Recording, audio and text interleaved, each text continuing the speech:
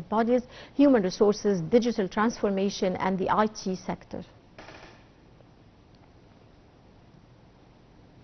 As President Abdel Fattah el-Sisi ordered that a crisis cell headed by Prime Minister Mustafa Madbouli follow up on the death of Egyptian pilgrims, Madbouli ordered the revoking of the operating licenses of 16 tourism companies and referring them to the public prosecutor for illegally facilitating pilgrims' travel to Mecca.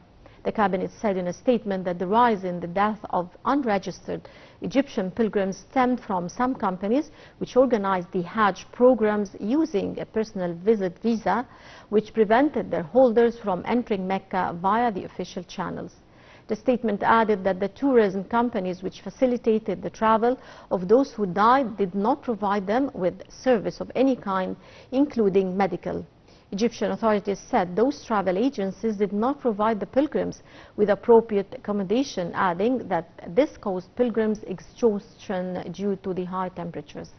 Madbouli said that the foreign ministry's missions were visiting Saudi hospitals to collect data on the injured Egyptians being hospitalized.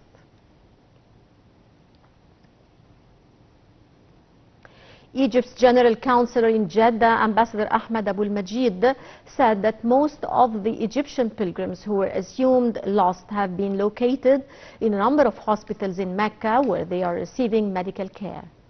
This came during an inspection tour at Mecca's hospitals to follow up on the medical care given to the pilgrims.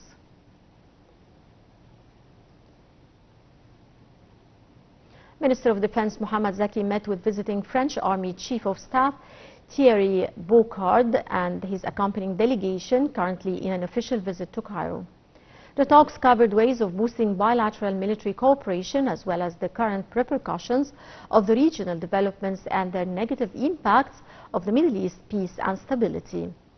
Earlier, Army Chief of Staff Lieutenant General Osama Askar held an official reception to his French counterpart in the headquarters of the Ministry of Defense. The two sides stressed the deeply rooted ties that bind France and Egypt as they share the same vision in different files of common interest.